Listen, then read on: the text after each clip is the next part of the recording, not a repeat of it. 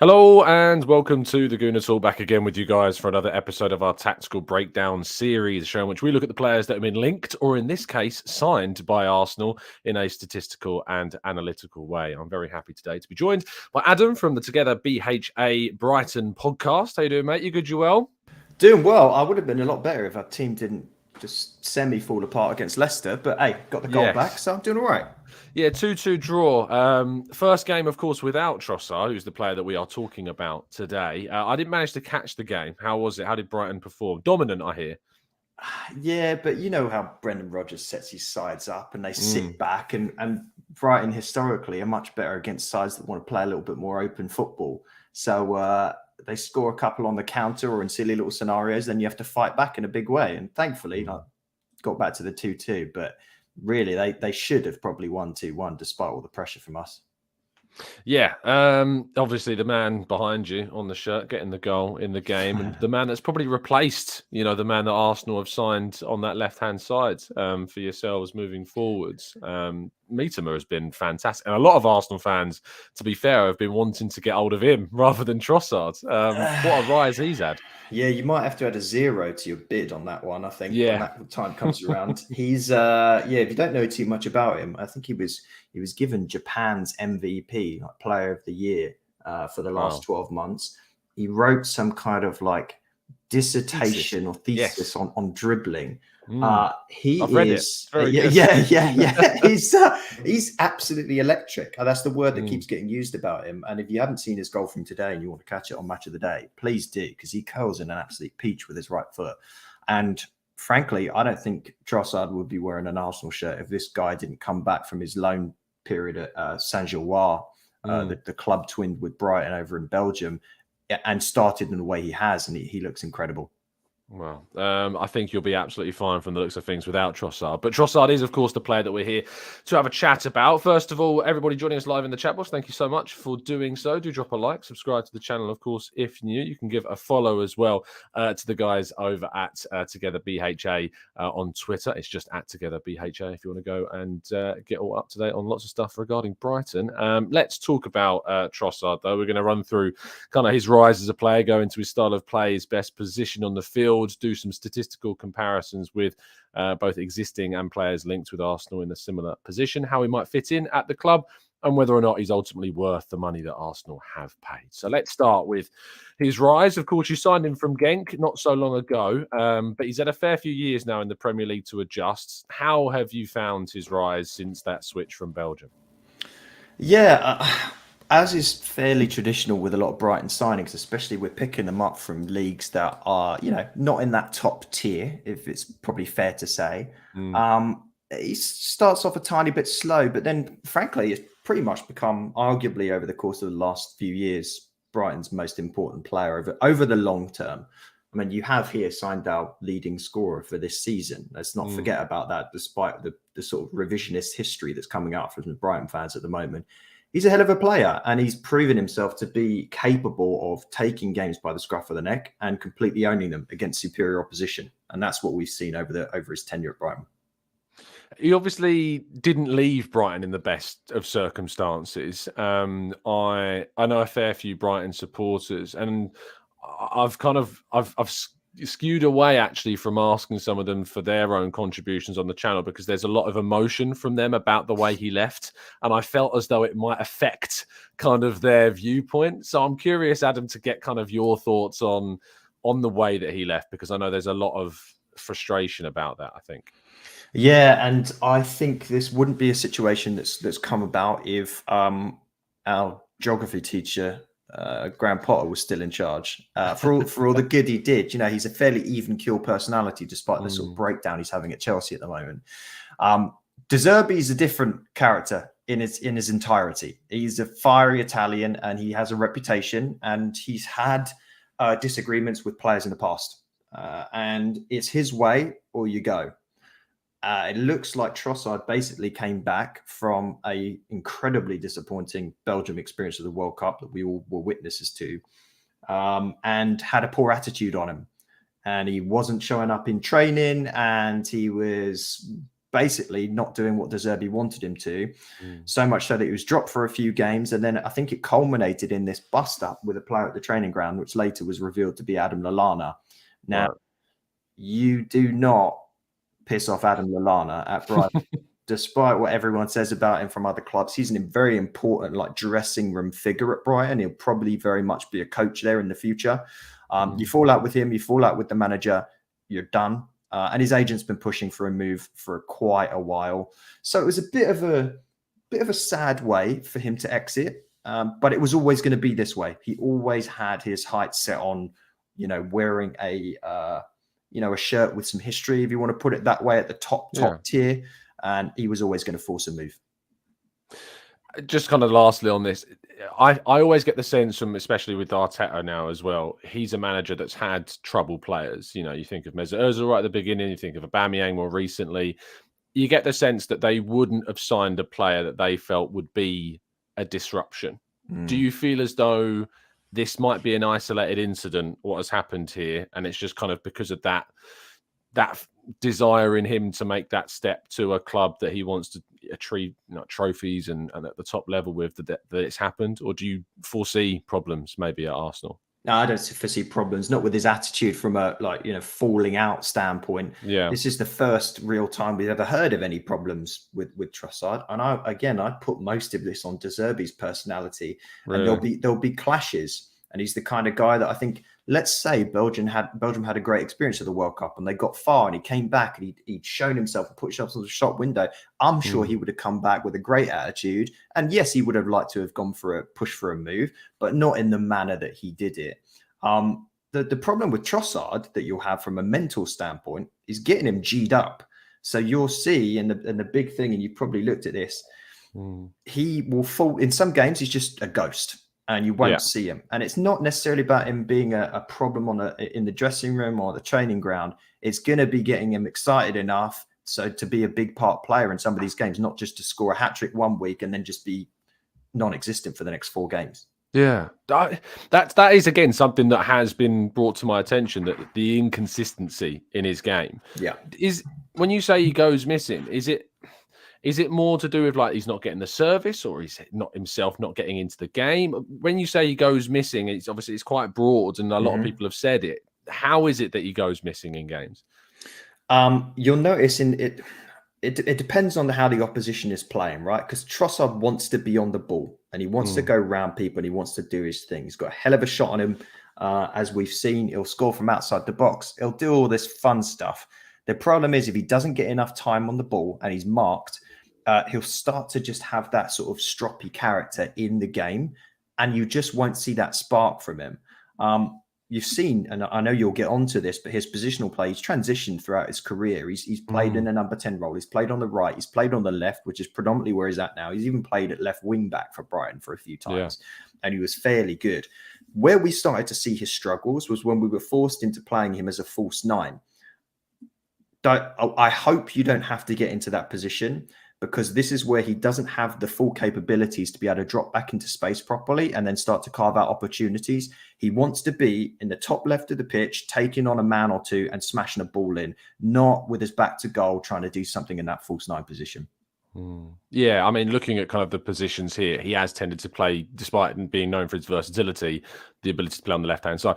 It's ironic because actually in his interview he did when he joined Arsenal, he said his favourite position was to play behind the striker as kind of a second striker. So it's interesting to know that kind of his best performances obviously come on the left, but playing behind the striker is something. But I think from what Arteta has said, he is very much coming in as the guy that's the bit of the Diogo Jota to the Mane, Firmino, Salah situation at Liverpool. He's the guy that's come to supplement that front 3. So that if Arsenal are without one, or if they need one, or if they want to make a change during the second half and they want to bring on another player that's going to give you more attack and more verve, he seems to be that guy.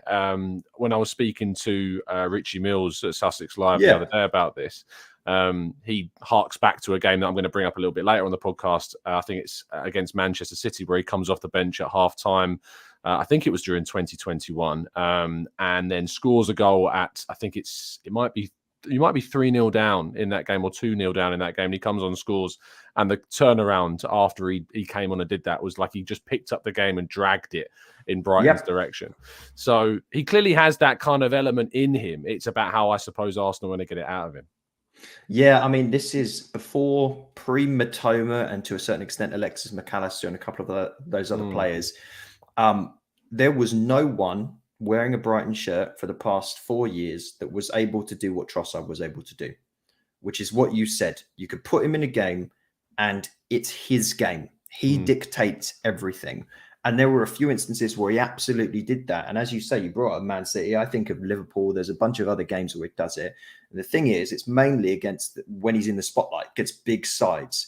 So that makes me believe that I bet he starts off incredibly well for you. And long may that continue. But I think he's going to put himself out there and he's going to say, I'm going to prove that I'm up to the task here to play for this shirt and play for this club. Just be wary of when you get into later on in a season or the stakes are lower at any point and you've got, you're playing Bournemouth. That's when I worry about Trossard. Right. Okay. Interesting. I suppose that might be one to watch. What's interesting, obviously, is when at Brighton, he has been a big focal point in the attack. And obviously that leads to other teams trying to mark him out of games because they look at him as kind of the real danger. At Arsenal, he's moving into a team where you've got threat, at a very high level all over the place. And it's very hard to individually mark certain players. I mean, when Gabriel Jesus arrived this season, all of a sudden Saka was given so much more room because teams were focusing more on trying to get rid of Martinelli and get rid of Saka and Jesus as well. And they've had to do that with Nketiah, who's impressed also since coming in, a player that I recommended Brighton should have signed a while ago, potentially as a number 9, proving himself now at Arsenal. But that I think may land in Trossard's favour, that he will find himself having more space than potentially had before because teams can't afford to put 2 or 3 men on him because they've got so many other players to worry about in that Arsenal front line. Interesting indeed. Go exactly. On. I mean, I was going to say, I think it goes back to what you said about how, comes out and says his favourite position, he wants to play in that number 10 role. You think about what he had to do at Brighton for quite a period of time. It's like, who is he playing off of? Yeah. And we weren't exactly sport for choice for quite a while. We still aren't really, right? So it's Danny Welbeck, it's whoever else we sort of ran out there that could do that job. And we've never really had anyone that otherwise would necessarily be the danger to the exact point that you made. I really can't think of kind of a better place for him to land in this sort of free-flowing football where there's so many other people that need to be watched, and Trossard can then just do the things he's good at. Yeah, I do too. Let's look at some of the statistical comparisons. Try saying that 5 times when you're drunk. Between himself and, of course, the existing left winger starting at Arsenal, Gabriel Martinelli, Moussa Diaby, who we've been linked to heavily as well, and Wilfried Zaha, another player that Arsenal fans have been clamouring to see arrive at some point, despite his from about the age of 20 through the age of 30 now.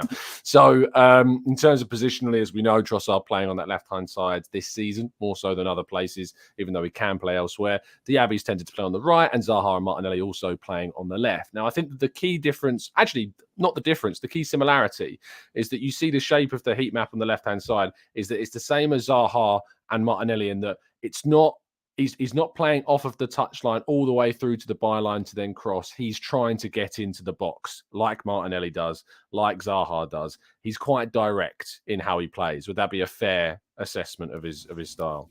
Yeah, and that's why he stood out for so many years under Potter's system, right? Because the whole design of Graham Potter's system is to be as indirect as humanly possible. And that's why you were exasperated a lot of the times. And I don't know, if you casually watch Brighton, you would just think, oh, stop passing it sideways, passing it back. Like, I understand what you're trying to do. But we ended up having these games where we had 70% possession and like 2 shots on target. And Trossard was the only one who was really like trying to sort of break out of that mold and play a little bit more direct. Which is why in some ways it's a bit of a shame he hasn't really sort of spent more time under De Zerbi's system for Brighton fans.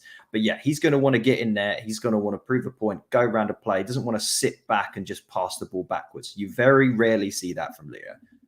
Yeah, it's going to be interesting to see kind of when he comes into the team, if it is indeed that left-hand side where he starts, or if Arteta talking about his versatility, we'll see him come in to supplement the striker or supplement the right-hand side, or trying to maybe bring off a Granit Xhaka and go with 4 attackers up top and see how that works, because I think he's going to give Arsenal a different variable moving forwards. In terms of goals and assists, he's been very good. You said he's Brighton's top scorer this season. Goals per 90, 0.48 is the highest on this list of all the players that we've looked at, quite impressively so. Creatively, whilst he has slightly more assists than both Martinelli and Zaha per 90, not as close to that as Diaby. Is that something in his game that he could improve? Like when I've watched him and I've now gone through sifting through plenty of footage of him, he does feel like the ball's a bit glued to his feet for too long at times. Sometimes it can lead to great goals like the one he scored against Manchester City, where he obviously takes on players, goes across the box, and he's got like 4 players open to his right, but he's got his eyes very much fixed on the goal, and it can go well and he can score. But at the same time, there are times where a better pass is on, he doesn't take it, and it leaves a bit to be desired. Would that be fair? Yeah, I mean, he's fairly enigmatic. It's such a weird thing to watch him sometimes, where oftentimes you'll notice he gets the ball to his feet and his first touch is sometimes like horrendously bad. And then other times he'll get the ball and he'll look like prime Ronaldinho streaking around there. But in terms of what he then does with it once he's got it, he's always looking for the goal. If he can open up a pass that's fundamentally about a 1-2 that gets him through, great. But there's a reason why his goal ratio is so good in the data that you've seen there. Is because he's a fairly selfish player. And I don't say that necessarily as a bad point. He needs that edge to his game to do some of the things that he ends up doing so well.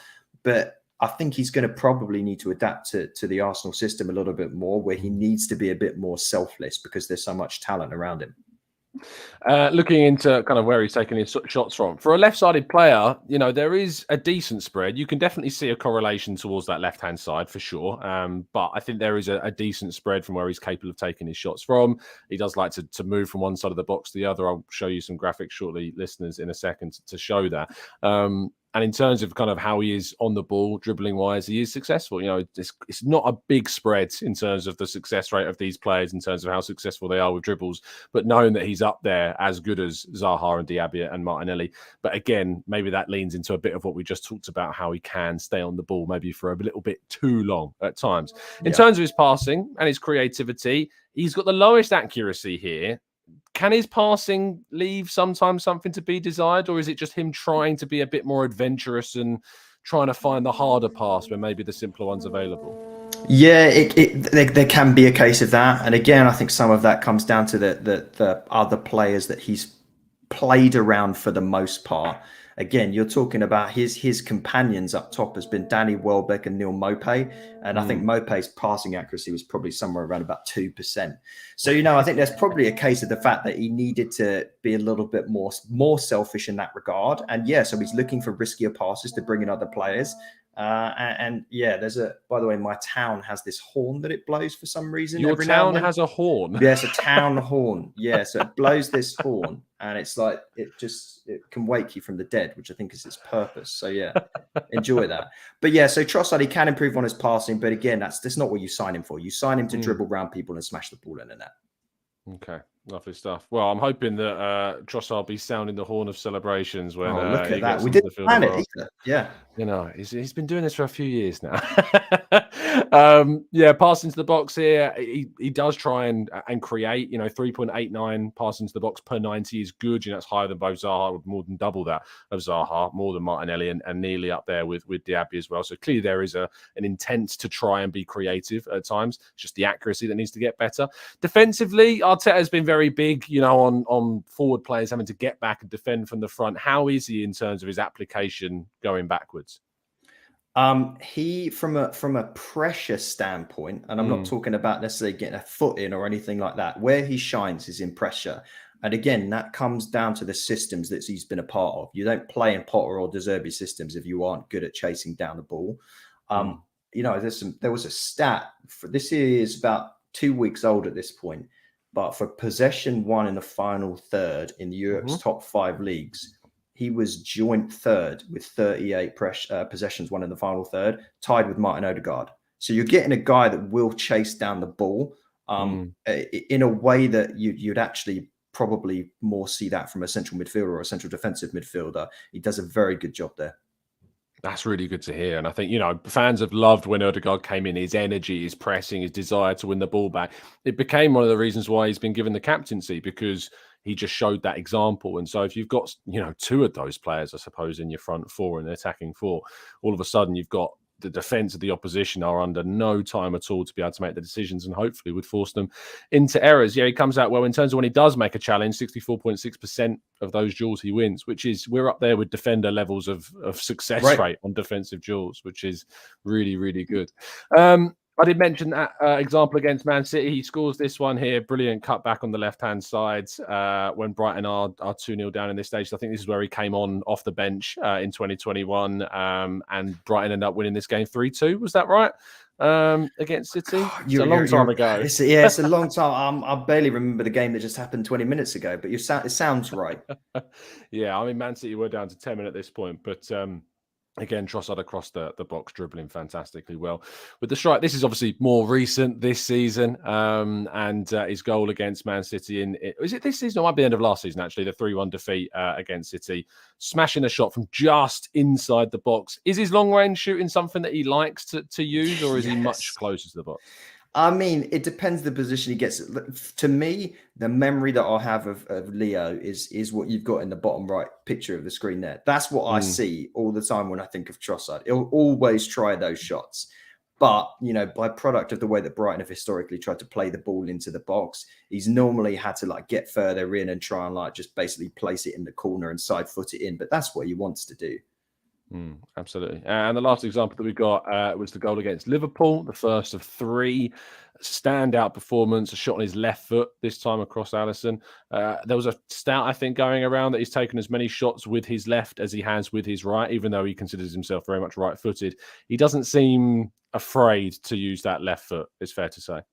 No, he's not. And he's, again, you talked about versatility. He can play in all of these different positions. He's comfortable on either foot.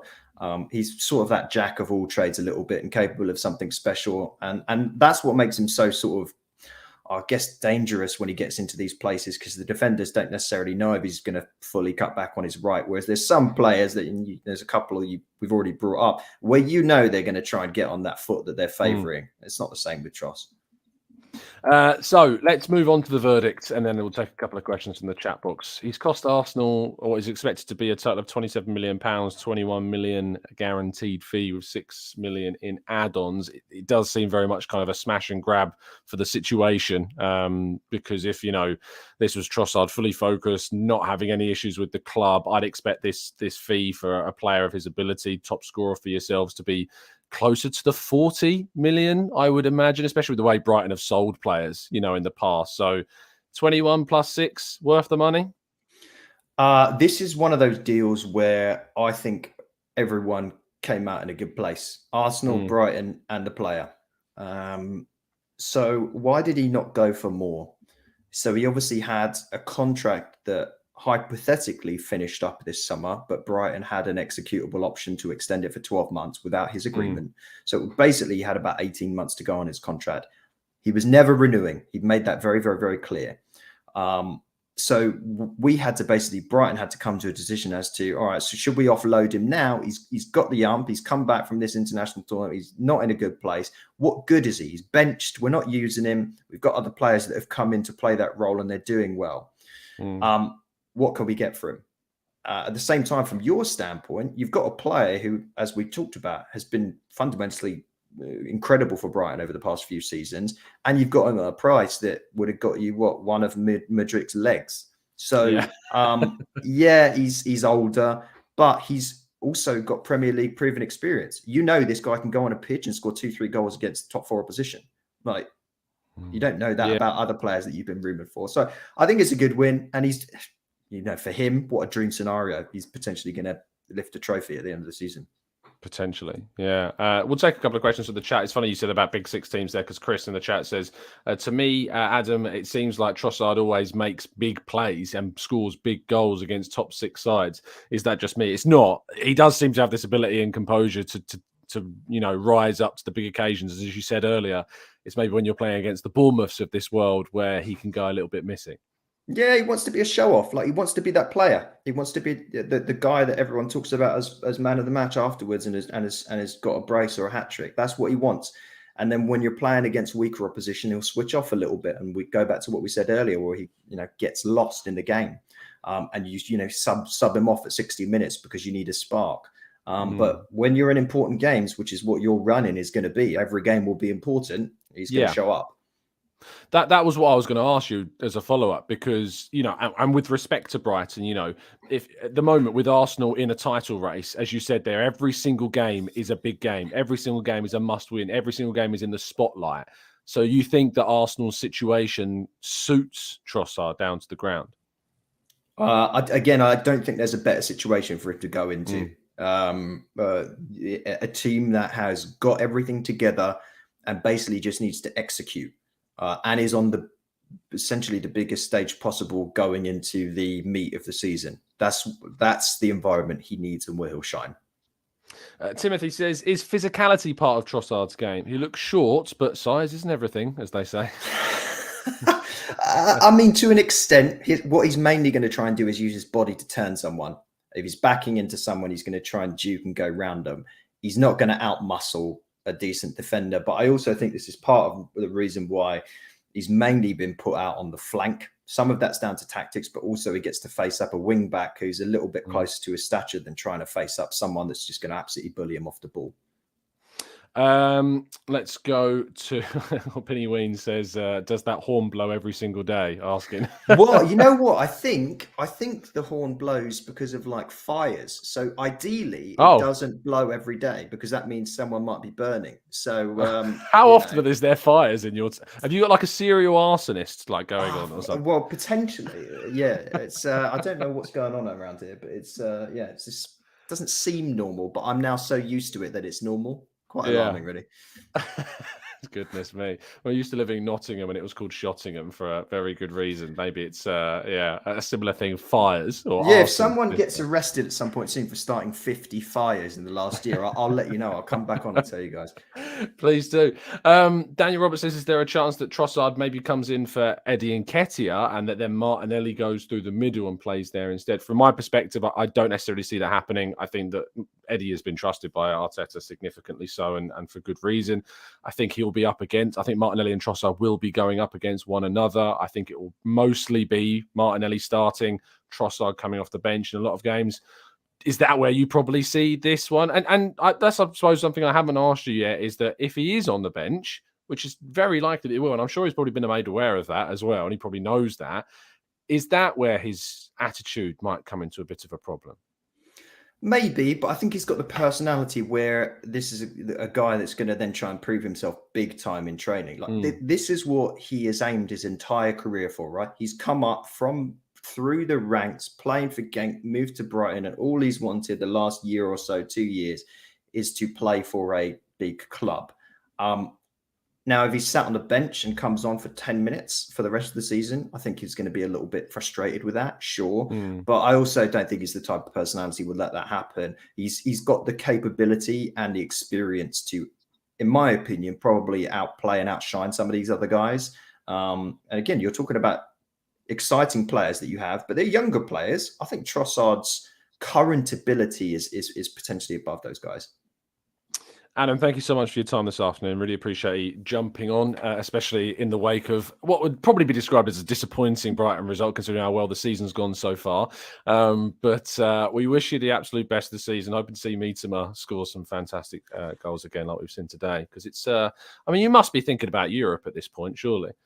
Yeah, but we've got too much PTSD to whenever a run goes really, really well, you start to question, okay, how are we going to screw this up? And today's game was one of those ones where if we'd have lost this 2-1, you just look back and you go, okay, that's pretty much Brighton. You beat Liverpool 3-0 and then you lose 2-1 to Leicester. That is quintessential. So look, whatever we can do to basically continue on the trajectory that we're going on from last season in 9th, incredible. If that's Europe, amazing. If it's not, we'll get there at some point. Adam, thank you. Tell people where they can find you on the socials. Yeah, Together BHA. That's where we talk about the ups and downs of Brighton each week, and we wax lyrical about Matoma, and we hope that Todd Bowley doesn't try and buy any more of our players or staff. Indeed, so you can never rule it out. Hijack FC, as we call them. Yes, indeed, they are. I think Caicedo might be the one to watch in that regard at the moment, for sure. A massive thank you to Adam. You can follow him on Twitter at TogetherBHA, the Brighton and Hove Albion podcast, available on all your audio platforms, as usual. So, yeah, do drop a like on the video if you've enjoyed today's show. Subscribe to the channel if you're new. This isn't the last show of today, even though we've already done 2 now. You'll have a preview for the game against Manchester United at 8 o'clock UK time tonight. So tune in for that, and I'll be back tomorrow morning, as always, at 8 a.m. for the Arsenal transfer show. Have a fantastic Saturday, and I'll see you again very, very soon. Have a great day, and as always, up the Arsenal.